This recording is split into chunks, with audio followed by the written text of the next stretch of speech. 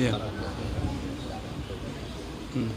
Assalamualaikum warahmatullahi wabarakatuh. Waalaikumsalam. Bismillah, alhamdulillah, wassalatu wassalamu ala rasulillah. La haula wala quwwata illa billahil aliyyil azim. Para bapak, para ibu, adik-adik, jamaah salat tarawih rahimakumullah.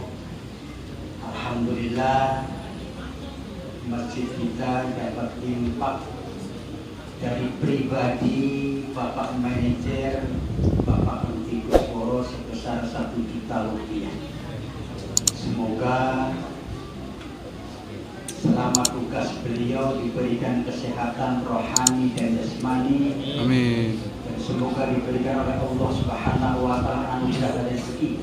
Berkati umur Quran Al-Fatihah. A'udzubillahi minasyaitonir rajim. Bismillahirrahmanirrahim. Alhamdulillahirabbil alamin arrahmanir rahim maliki yaumiddin. Iyyaka na'budu wa iyyaka nasta'in ihdinas siratal mustaqim siratal ladzina an'amta 'alaihim ghairil maghdubi 'alaihim waladdallin. Para bapak, para ibu, adik-adik, kita alhamdulillah di dalam bulan puasa ini kita sudah memasuki malam 19. Jadi kita semua Allah Subhanahu wa taala telah memberikan anugerah kepada baginda Rasulullah sallallahu alaihi wasallam beserta umatnya, beserta kaum muslimin dan muslimat seluruh dunia. Baginda Rasulullah SAW anugerah apa? Tanggal 17 yaitu diberikan anugerah oleh Allah Subhanahu wa taala, yaitu Al-Qur'anul Karim. Jadi Nabi Muhammad diangkat menjadi nabi umur 25 tahun. Diangkat menjadi rasul umur 40 tahun. Allah Subhanahu wa taala menurunkan Al-Qur'an umur 42 tahun. Dari mulai umur 25 tahun sampai 42 tahun membutuhkan waktu 17 tahun. Makin hari makin bingung, makin hari makin bingung. Orang jahiliyah di zaman itu, golongan Mu'ar makin merajalela. Sekeliling Ka'bah ditaruhi, dipajang jumlah berhala sekeliling Ka'bah di zaman itu jumlahnya 360 berhala.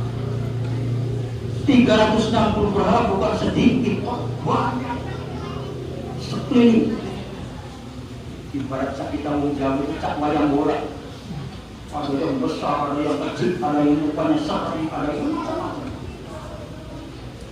Nabi makin hari makin bingung. Diperintah oleh Allah Subhanahu wa taala, Kejadian 4 malam suruh ke Gua Hira. Bukan ke Masjidil Haram, bukan ke Ka'bah, suruh di dalam gua, jauh dari kota Mekah, jauh dari rumah, suruh sendirian, tidak boleh ditemani oleh siapa. Malam pertama cuma dapat kedinginan banyak. Begitu nyampe di rumah Jamilu memanggil Siti Asia. Baginda Rasul kedinginan minta istirahat. Ya dari gua. 3 hari kemudian baginda Rasulullah SAW mendapat wahyu dari Allah Subhanahu wa taala yang datang malaikat Jibril. Jadi malaikat Jibril begitu nyampai ke dalam gua dengan suara yang nyaring yang luar biasa, baginda Rasul langsung gemetar, baginda Rasul langsung kedinginan. Jadi kalau menerima wahyu, Pak, Baginda Rasul ibarat beratnya 40 kilo, bisa pikulan Pak. Dia angkat uang 34 menggunakan perangkat kalau sedang menerima wahyu. Saking berat beban yang akan dibebani oleh Allah terhadap beliau untuk umat. Berat diangkat uang 45 dan angkat perangkat kalau sedang menerima wahyu. Jadi pada hadirin jamaah sholat tarawih rahimahullah. Jadi sebelum menerima Al-Quran dari umur 17 tahun itu, Rasul yang dipakai syariatnya siapa? Syariat Nabi Ibrahim alaihissalam. Sholat masih menghadap ke Baitul Maqdis, ke Palestina, ke utara. Sholat masih menghadap Baitul Maqdis. Bismillah belum ada, Al-Fatihah belum ada. Jadi kalau ada mau meninggal dunia gimana? Rasul Yasinan, tahlilan enggak Pak. Yang Yasinnya belum ada, Al-Fatihahnya belum turun. Jadi takjiah, yang namanya takjiah itu bentuk menasehati ahli musibah apabila yang meninggal anaknya menasehati bapak mamanya beserta keluarga.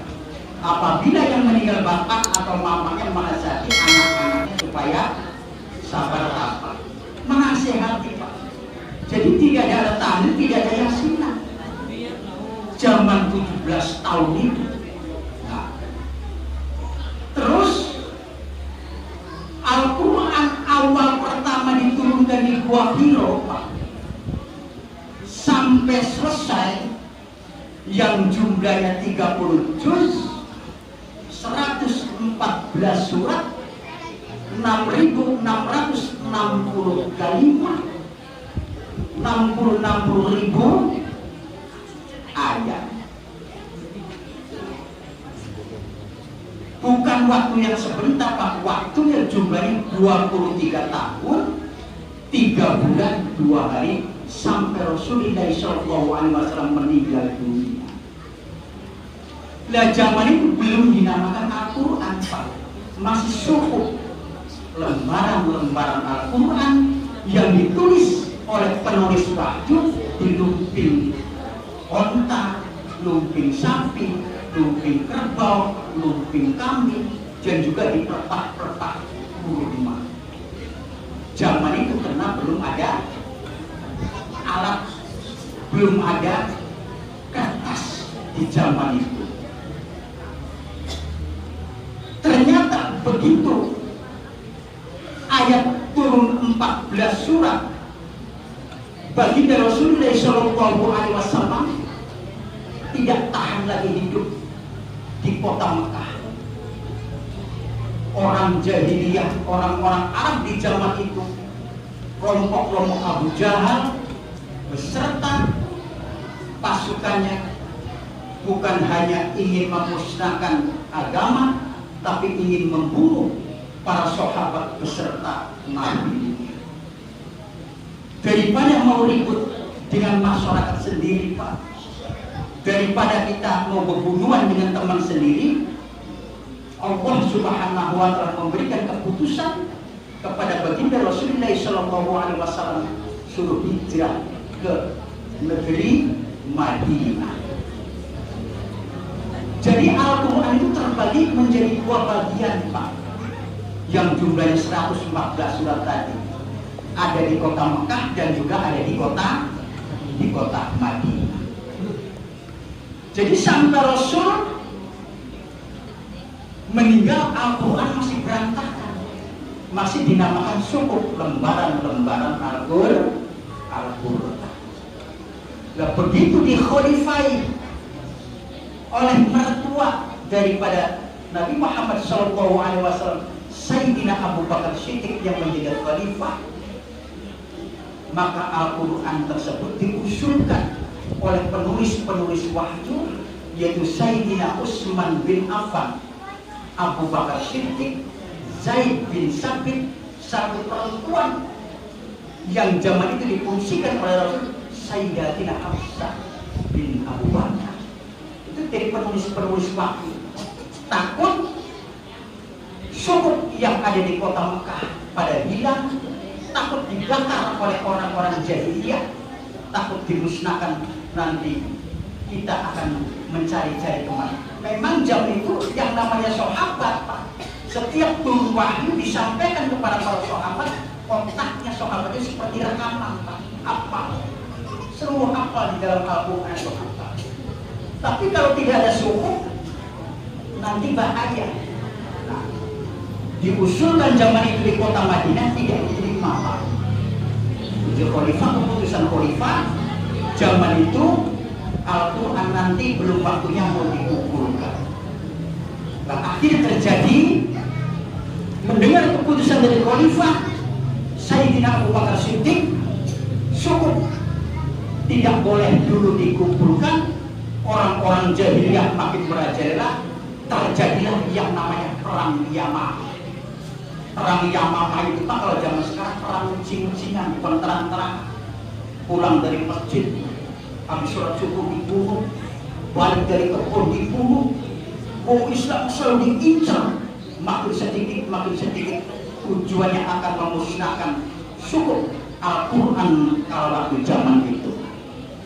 Mendengar berita dari Madinah ke Mekah itu bukan waktu yang pendek, bukan waktu yang istilahnya yang dekat, jauh antara Mekah dan Madinah. Ada badan intelijen baginda Rasul, para sahabat, bahwa di kota Mekah sudah tidak aman lagi. Ayo kita mengusulkan kepada khalifah, Al-Quran cukup dijadikan satu, dikumpulkan. Akhirnya mengusulkan lagi pada khalifah Sayyidina Abu Bakar Siddiq, terjadilah Al-Quran Jawa membentuk panitia besar-besaran mengumpulkan suku dari kota Mekah, dikumpulkan di kota Madinah. 3 bulan Pak, ngangkuti tulisan-tulisan di lumping, onta lumping, sapi lumping, kerbau, 3 bulan Pak. Zaman itu, nah zaman sekarang kan 9 jam dari Mekah ke Madinah itu naik mobil bis yang cepatnya seperti jalan tol. Mobil kecepatan yang luar biasa itu 9 jam. Sesuai zaman dulu pulang pergi 3 bulan, sedangkan naik gunung turun gunung Pak. Jangan berpikir zaman sekarang boleh jalan. Zaman dulu belum ada jalan Pak. Masih terobos, masih lewat. Akhirnya gancangnya cerita pada hadirin jamaah sholat Jumat, Al-Quran yang menulis paling bagus di zaman itu Sayyidina Utsman bin Affan dengan Zaid bin Sabit, 100 sahabat penulis wahyu yang tulisannya paling bagus. Akhir begitu sudah dikumpulkan Pak, dikumpulkan, ditulis dengan tangan, ditulis dengan salah satu lembaran-lembaran yang dibikin dari kertas tadi.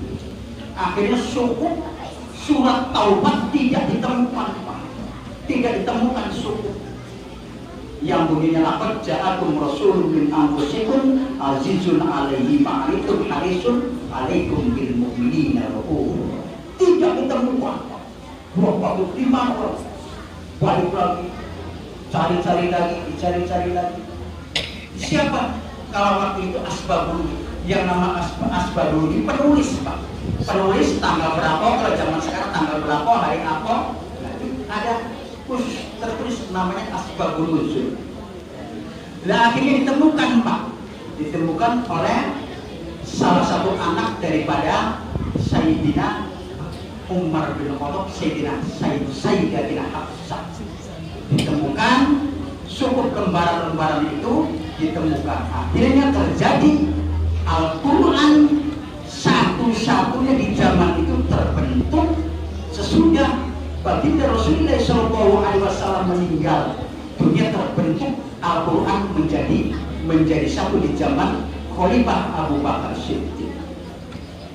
Pro dan kontra Pak, pasti yang namanya pro dan kontra, ada yang senang dan ada yang tidak senang. Turunnya surat itu pertama tuh Iqra bismi rabbikal ladzi khalaq. Yang kedua, ya ayyuhal mudaththir qum fa'anzir wa rabbuka fakabbir wa thiyabaka fatahhir.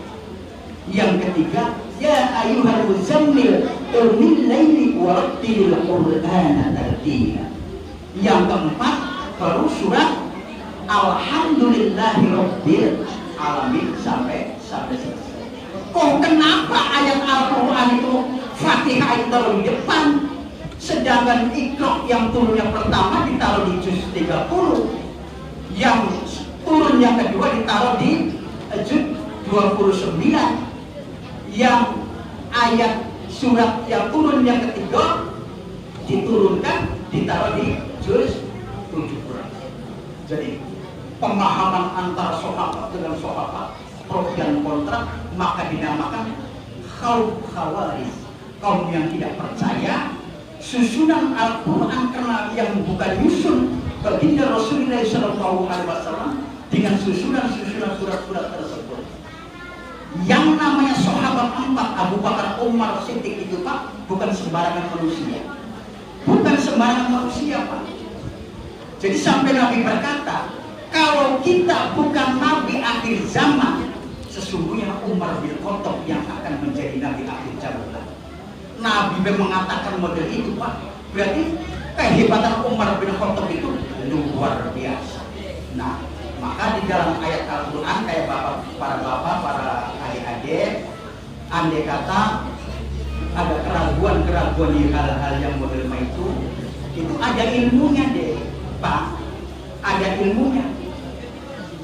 Ilmu susunan Al-Quran itu ada 8. Kalau kita tidak ngerti ilmu yang 8 tadi, jangan kita coba-coba akan mengkoreksi Al-Quran. Kenapa Al-Quran itu pertama Iqra dan Al-Fatihah dahulu Pak? Nah, kalau tidak ngerti jangan Pak. Karena Al-Quran yang mengerti cuma Allah beserta Rasul. Kalau waktu turun, yang menciptakan Al-Quran juga ada Pak. Bukan Nabi. Yang menciptakan titik-titik Al-Quran juga ada sahabat yang bertanggung jawab untuk mengantisipasi supaya kita orang-orang yang jadi Al-Quran kalau waktu turun tidak ada yang menuju Allah beserta Rasul. Gimana bentuknya? Jangan kita sekarang Al-Quran dilihat ada batasa, itu ada yang menciptakan Pak. Hurufnya tuh ada, hurufnya ada yang menciptakan, titik-titiknya juga ada yang menciptakan, bahasanya juga ada yang menciptakan, qiraatnya juga ada yang menciptakan. Jadi Al-Quran itu bukan sembarangan. Para sahabat-sahabat yang menciptakan di zaman itu orang-orang yang kemampuannya yang sudah luar biasa, orang-orang yang hebat. Jadi keraguan-keraguan kita kalau tidak mengerti bikin dari kolak, nah akhirnya surat yang pertama Alhamdulillahirabbil alamin. Nah ini rahasia mangsuho. Nah ilmunya Pak ya. Jadi Iqra bismi rabbikal ladzi khalaq sampai selesai tidak ada asma Allah. Tidak ada asma Allah. Ya ayyuhal mudaththir qum fa'anzir sampai selesai tidak ada asma Allah. Ya ayyuhal muzammil qumil laili warattilil Qur'an tidak ada asma Allah. Begitu turun ayat yang keempat Alhamdulillah ada asma Allah. Itu ada ilmunya Pak. Jadi 8 macam ilmu kita harus mengerti di dalam bidang Al-Quran. Kalau ilmu hadis jumlahnya 19 Pak. 19 kalau kita tidak mengerti jangan berani tak-mutik ayat-ayat Al-Quran, nanti kita timbulnya menjadi kufur. Kita sudah meyakinkan bahwa Al-Quran yang diciptakan oleh Allah Subhanahu wa Ta'ala, yang susunan-susunan yang kita lihat sekarang ini kita banyak kita diharapkan semoga kita semua mendapat barokah, mendapat hidayah, mendapat mukjizat nanti di alam barzakh, mendapatkan syafaat Al-Quranul Karim.